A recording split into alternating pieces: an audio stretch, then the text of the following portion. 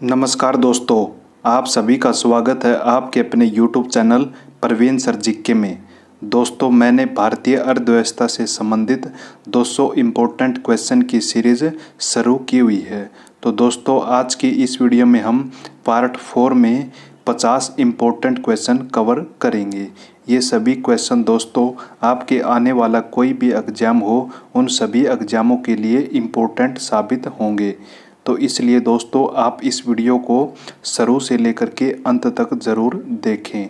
और अगर दोस्तों आपने अब तक प्रवीण सर जीके चैनल को सब्सक्राइब नहीं किया तो प्रवीण सर जीके चैनल को सब्सक्राइब कर लीजिए और साथ में बेल आइकन को ज़रूर प्रेस कीजिए ताकि आपको आने वाला कोई भी वीडियो मिस ना हो। तो चलिए दोस्तों हम क्वेश्चन स्टार्ट करते हैं।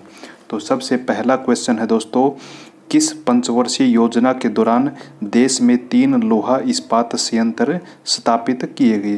तो किस पंचवर्षीय योजना के तहत 3 लोहा इस्पात स्थापित किए गए? तो ये किए गए दोस्तों द्वितीय पंचवर्षीय योजना के तहत भारत में 3 लोहा इस्पात संयंत्र स्थापित किए गए। नेक्स्ट क्वेश्चन देखते हैं दोस्तों, निम्नलिखित में से बुल एंड बियर किससे संबंधित है? तो बुल एंड बियर जो है किससे संबंधित है? तो ये संबंधित है दोस्तों शेयर बाजार से। शेयर बाजार से बुल एंड बियर संबंधित है। नेक्स्ट क्वेश्चन देखते हैं दोस्तों, भारत सरकार का थिंक टैंक जिसने योजना आयोग को परिवर्तन किया तो किसे कहा जाता है? तो भारत सरकार का थिंक टैंक किसे कहा जाता है?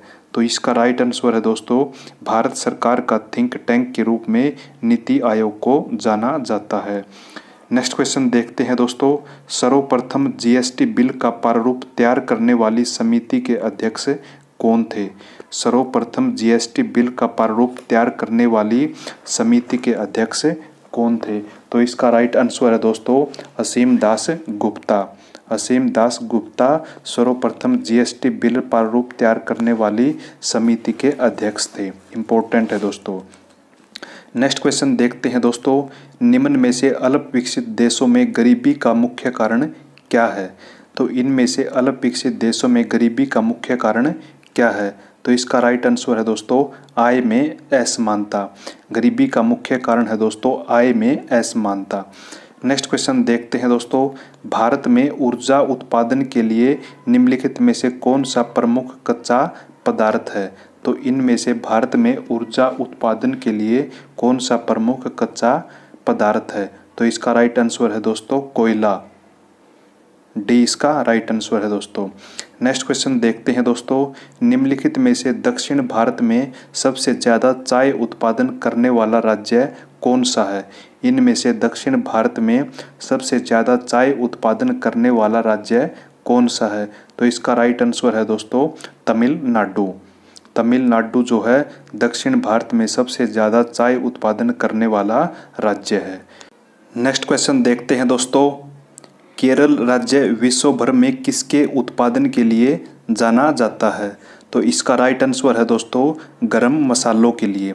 केरल राज्य विश्व भर में गरम मसालों के लिए जाना जाता है। नेक्स्ट क्वेश्चन देखते हैं दोस्तों, संवैधानिक स्थिति के अनुसार खनिजों पर किसका अधिकार होता है? यानी संवैधानिक स्थिति के अनुसार खनिजों पर किसका अधिकार होता है? तो इसका राइट आंसर है दोस्तों राज्य सरकार का। संवैधानिक स्थिति के अनुसार खनिजों पर राज्य सरकार का अधिकार होता है। नेक्स्ट क्वेश्चन देखते हैं दोस्तों, यदि धन मुद्रा बहुत अधिक हो, माल अथवा वस्तु बहुत कम हो तो वह स्थिति होती है। यानी धन बहुत अधिक हो और माल अथवा वस्तु बहुत कम हो तो वह स्थिति क्या कहलाती है? तो वह कहलाती है दोस्तों मुद्रास्फीति। मुद्रास्फीति कहलाती है। नेक्स्ट क्वेश्चन देखते हैं दोस्तों, तृतीय पंचवर्षीय योजना की कार्यनीति में सर्वाधिक बल किस क्षेत्र के विकास को दिया गया? यानी तृतीय पंचवर्षीय योजना की कार्यनीति में सर्वाधिक बल किस क्षेत्र में दिया गया? तो इसका राइट आंसर है दोस्तों कृषि क्षेत्र में। कृषि क्षेत्र में तृतीय पंचवर्षीय योजना के अंतर्गत सर्वाधिक बल दिया गया। और तृतीय पंचवर्षीय योजना का कार्यकाल है दोस्तों 1961 से 1966। नेक्स्ट क्वेश्चन देखते हैं दोस्तों, भारत में गरीबी हटाओ का नारा किस पंचवर्षीय योजना के अंतर्गत दिया गया। भारत में गरीबी हटाओ का नारा किस पंचवर्षीय योजना के अंतर्गत दिया गया। तो ये दिया गया दोस्तों 5वीं पंचवर्षीय योजना के अंतर्गत। भारत में गरीबी हटाओ का नारा 5वीं पंचवर्षीय योजना के अंतर्गत दिया गया। और 5वीं पंचवर्षीय योजना का कार्यकाल है दोस्तों 1974 से 1978। नेक्स्ट क्वेश्चन देखते हैं दोस्तों, किस पंचवर्षीय योजना के दौरान आपातकाल लगाया गया या नए चुनाव हुए और जनता पार्टी चुनी गई। यानी किस पंचवर्षीय योजना के दौरान आपातकाल लगाया गया और नए चुनाव हुए और जनता पार्टी चुनी गई। तो किस पंचवर्षीय योजना के तहत ये हुआ। तो ये हुआ दोस्तों दूसरी पंचवर्षीय योजना के अंतर्गत। नेक्स्ट क्वेश्चन देखते हैं दोस्तों, निम्न में से भारत में मसालों का सर्वाधिक उत्पादन करने वाला राज्य कौन सा है। यानी इनमें से भारत में मसालों का सर्वाधिक उत्पादन करने वाला राज्य कौन सा है। तो इसका राइट आंसर है दोस्तों केरल। केरल जो है भारत में सर्वाधिक मसाला उत्पादन करने वाला राज्य है। नेक्स्ट क्वेश्चन देखते हैं दोस्तों, निम्नलिखित में से किस राज्य में सोयाबीन की खेती सबसे ज़्यादा होती है। यानी इनमें से किस राज्य में सोयाबीन की खेती सबसे ज़्यादा होती है। तो इसका राइट आंसर है दोस्तों मध्य प्रदेश में। मध्य प्रदेश में सोयाबीन की खेती सबसे ज़्यादा होती है। नेक्स्ट क्वेश्चन देखते हैं दोस्तों, दक्षिण पश्चिम मानसून के तत्काल बाद बोई गई फसल को क्या कहते हैं। यानी दक्षिण पश्चिम मानसून के तत्काल बाद बोई गई फसल को क्या कहते हैं। तो इसका राइट आंसर है दोस्तों खरीफ की फसल कहते हैं। दक्षिण पश्चिम मानसून के तत्काल बाद बोई गई फसल को खरीफ की फसल कहते हैं। नेक्स्ट क्वेश्चन देखते हैं दोस्तों, निम्नलिखित में से कौन सा बैंक पहले यूटीआई के नाम से जाना जाता है। यानी इनमें से कौन सा पहला बैंक यूटीआई के नाम से जाना जाता है। तो इसका राइट आंसर है दोस्तों एक्सिस बैंक ऐसा पहला बैंक है दोस्तों जो यूटीआई के नाम से जाना जाता है। नेक्स्ट क्वेश्चन देखते हैं दोस्तों, भारत में तंबाकू की खेती के अंतर्गत अधिक क्षेत्र आता है। यानी तंबाकू की खेती भारत के किस राज्य में सबसे ज़्यादा होती है। तो इसका राइट आंसर है दोस्तों आंध्र प्रदेश में। आंध्र प्रदेश में भारत में तंबाकू की खेती सर्वाधिक होती है। नेक्स्ट क्वेश्चन देखते हैं दोस्तों, निम्नलिखित में से अल्प विकसित देशों में गरीबी का मुख्य कारण क्या होता है। यानी किसी भी अल्प विकसित देश में गरीबी का मुख्य कारण क्या होता है। तो इसका राइट आंसर है दोस्तों आय में असमानता। गरीबी का मुख्य कारण होता है दोस्तों आय में असमानता। नेक्स्ट क्वेश्चन देखते हैं दोस्तों, किस वर्ष नरेगा का नाम परिवर्तित करके मनरेगा कर दिया गया था। यानी इनमें से किस वर्ष नरेगा का नाम परिवर्तित करके मनरेगा किया गया था।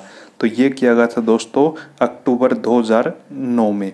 अक्टूबर 2009 में नरेगा का नाम परिवर्तित करके मनरेगा कर दिया गया था। नेक्स्ट क्वेश्चन देखते हैं दोस्तों, बंद अर्थव्यवस्था से आप क्या समझते हैं। बंद अर्थव्यवस्था से आप क्या समझते हैं। तो बंद अर्थव्यवस्था से समझते हैं कि दोस्तों आयात और निर्यात को बंद किया जाए। आयात और निर्यात को बंद किया जाए, इसे हम बंद अर्थव्यवस्था के बारे में समझते हैं। नेक्स्ट क्वेश्चन देखते हैं दोस्तों, भारतीय लघु उद्योग विकास बैंक यानी सीडीबी का मुख्यालय कहाँ पर है। भारतीय लघु उद्योग विकास बैंक सीडीबी का मुख्यालय कहाँ पर है। तो इसका राइट आंसर है दोस्तों लखनऊ में। सीडीबी बैंक का हेडक्वार्टर है दोस्तों लखनऊ में। इम्पोर्टेंट है दोस्तों। नेक्स्ट क्वेश्चन देखते हैं दोस्तों, प्रसिद्ध पुस्तक इकोनॉमिक्स नाइटमेयर ऑफ इंडिया के लेखक इनमें से कौन हैं। इकोनॉमिक्स नाइटमेयर ऑफ इंडिया के लेखक कौन है। तो इसके लेखक हैं दोस्तों चरण Singh. Economics nightmare of India के लेखक हैं दोस्तों चरण सिंह। डी इसका राइट आंसर है दोस्तों। नेक्स्ट क्वेश्चन देखते हैं दोस्तों, अर्थव्यवस्था की वैसी स्थिति जिसमें मुद्रास्फीति के साथ मंदी की स्थिति होती है क्या कहलाती है। अर्थव्यवस्था की वैसी स्थिति जिसमें मुद्रास्फीति के साथ मंदी की स्थिति होती है उसे क्या कहलाती है। तो वह कहलाती है दोस्तों स्टैगफ्लेशन। अर्थव्यवस्था की वैसी स्थिति जिसमें मुद्रास्फीति के साथ मंदी की स्थिति होती है उसे स्टैगफ्लेशन कहा जाता है। नेक्स्ट क्वेश्चन देखते हैं दोस्तों, भारत में मसालों का सर्वाधिक उत्पादन करने वाला राज्य कौन सा है? भारत में सर्वाधिक मसालों का उत्पादन करने वाला राज्य कौन सा है? तो इसका राइट आंसर है दोस्तों केरल। भारत में सर्वाधिक मसालों का उत्पादन करने वाला राज्य केरल है दोस्तों। नेक्स्ट क्वेश्चन देखते हैं दोस्तों, निम्नलिखित में से किस प्रथम पंचवर्षीय योजना में प्राथमिकता दी गई?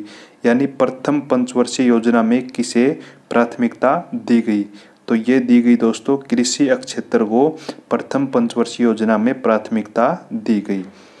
नेक्स्ट क्वेश्चन देखते हैं दोस्तों, भारतीय रिजर्व बैंक का लेखा वर्ष की अवधि क्या होती है?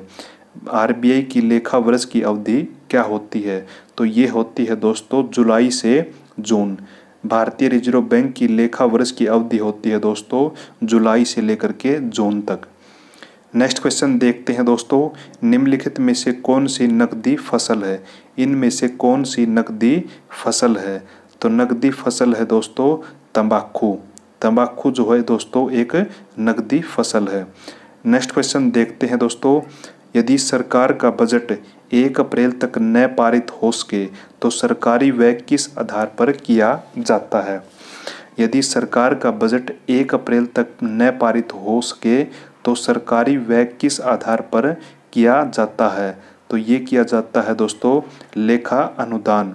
लेखा अनुदान के तहत जो है सरकारी व्यय जो है किया जाता है। सी इसका राइट आंसर है दोस्तों।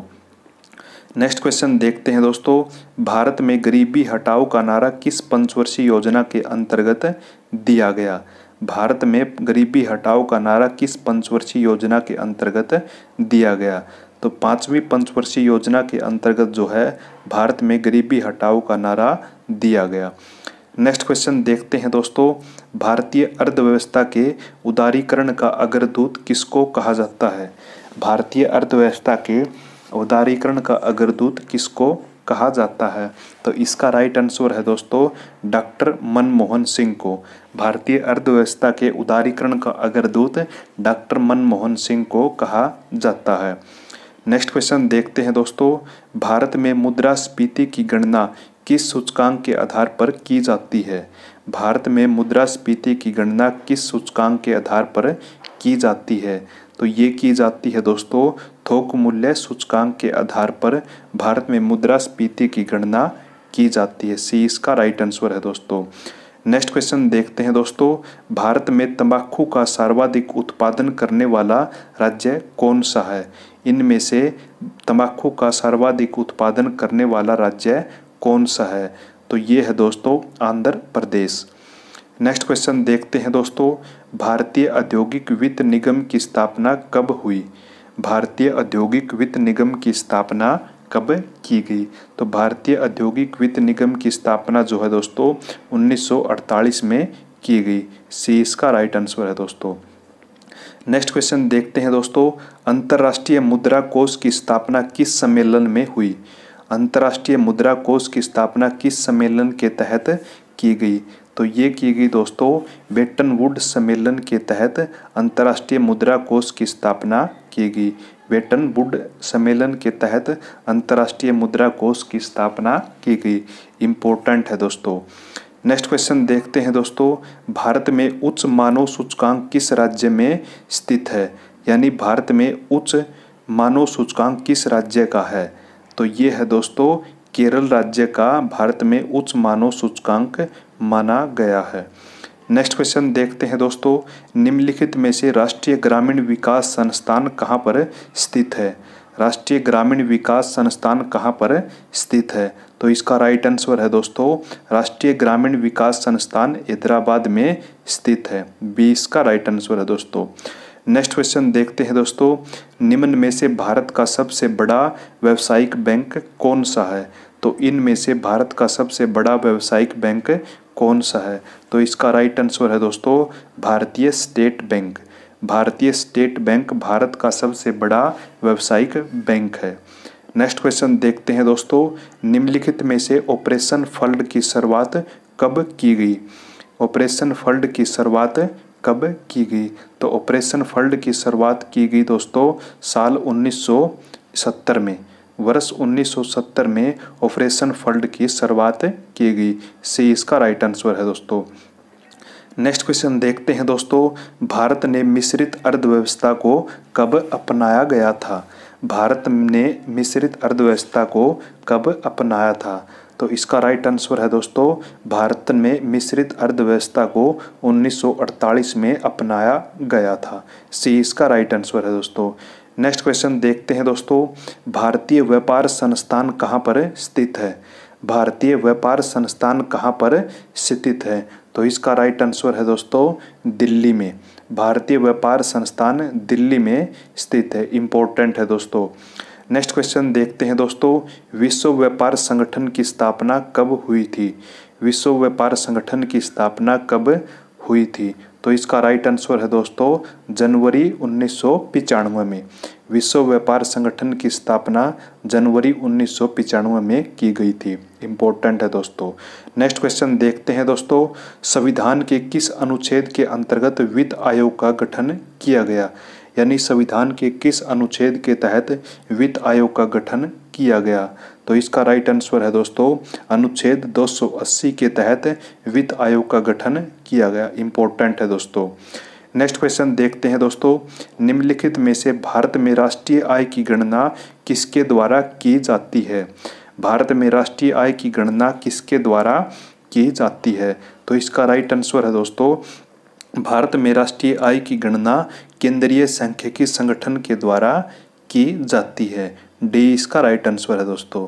नेक्स्ट क्वेश्चन देखते हैं दोस्तों, केंद्रीय सांख्यिकी संगठन की स्थापना कब हुई थी? केंद्रीय सांख्यिकी संगठन की स्थापना कब की गई थी? तो इसका राइट आंसर है दोस्तों, केंद्रीय सांख्यिकी संगठन की स्थापना 1951 में की गई थी। सी इसका राइट आंसर है दोस्तों। नेक्स्ट क्वेश्चन देखते हैं दोस्तों, किसी देश का आर्थिक विकास किस पर निर्भर करता है? यानी किसी भी देश का आर्थिक विकास जो है किस पर निर्भर करता है? तो इसका राइट आंसर है दोस्तों पूंजी निर्माण, बाजार का आकार और प्राकृतिक संसाधन। इन सभी पर जो है दोस्तों किसी भी देश का आर्थिक विकास निर्भर करता है। तो ये थे दोस्तों भारतीय अर्थव्यवस्था के 200 इम्पोर्टेंट क्वेश्चन। दोस्तों मैंने सभी कवर करा दिए हैं। मुझे उम्मीद है कि दोस्तों यह वीडियो आपको अच्छी लगी होगी। तो दोस्तों इस वीडियो को अपने दोस्तों के साथ ज़्यादा से ज़्यादा शेयर ज़रूर करना। अगर दोस्तों आपने अब तक प्रवीण सर जी के चैनल को सब्सक्राइब नहीं किया तो प्रवीण सर जी के चैनल को सब्सक्राइब कर लेना और साथ में बेल आइकन को ज़रूर प्रेस कर लेना। इससे क्या होगा कि दोस्तों जब भी हम कोई नया वीडियो अपलोड करेंगे उसका नोटिफिकेशन सबसे पहले आपको मिल सके और आपके आने वाला कोई भी एग्जाम हो उसके लिए हेल्पफुल साबित हो सके। थैंक यू दोस्तों।